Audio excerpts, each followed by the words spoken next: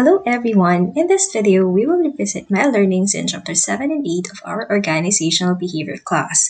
Please join me as I discuss motivation and its application to the work environment.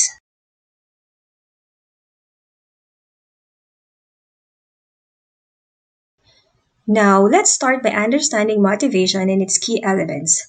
Motivation, as defined in the book, is the process that accounts for an individual's intensity, direction, and persistence of effort towards attaining goals. So, basically, motivation is how hard people try and how inspired they are to accomplish goals.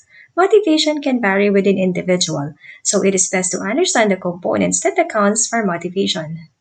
The first element of motivation is intensity. It is how hard the person tries. The second one is direction. It is the effort directed towards goal. Example at work. Sometimes employees work hard, but what they do is actually not necessary.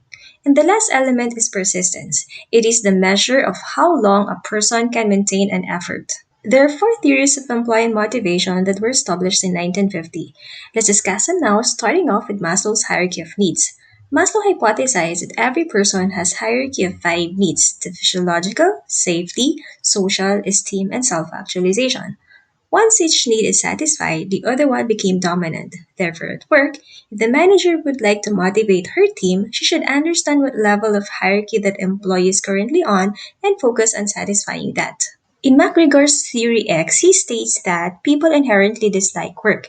In contrast, his theory Y states that employees view work as natural play and rest. HERZBERG'S two-factor theory answers the question, what do people want from their jobs? The responses led HERZBERG'S to his theory, which is also called motivation hidden jury, which highlights what motivates employees to be satisfied with their job. This slide shows the comparison of events on job that lead to employee satisfaction and dissatisfaction.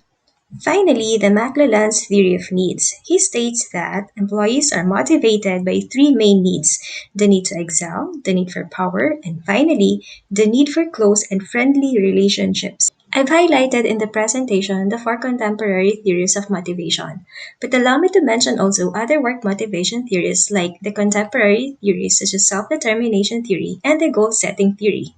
Now, how do we implement goal setting through MBO or management by objectives? Well, basically through SMART goals.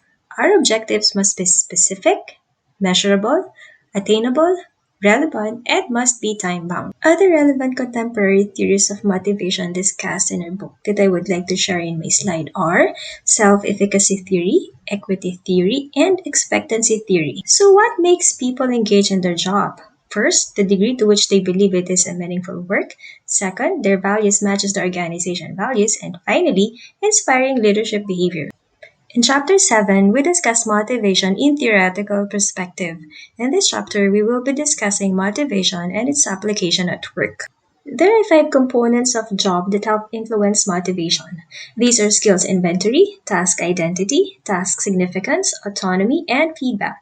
This job characteristic model or JCM shown in this slide shows the combination of each job dimension and how it creates meaningful work the employee will view as important, valuable, and worthwhile. To make job motivating, we can redesign work through job rotation. Job rotation will motivate effectively those handling routinary job. Some employees get motivated once the degree to which they control their job is increased. This is called job enrichment. Redesigning the work to make employees connect with the beneficiary of their job or relational job design also motivates employees. Another way to motivate employees are through alternative work arrangement. Sample of these are flexi time, job sharing, and telecommuting. When employees are involved in decision making and control over their work lives, employees become motivated and committed to organization. Pay is not the primary driver of job satisfaction, but it motivates employees. Here are some examples how to use pay to motivate employees. First, establish pay structure. Second, reward through variable pay. And lastly, provide benefits. And finally, let us not forget that employees are humans. Not only extrinsic variables motivates them, but also intrinsic. A simple thank you, award, recognition would definitely make them highly motivated. And that ends my presentation. Thank you so much.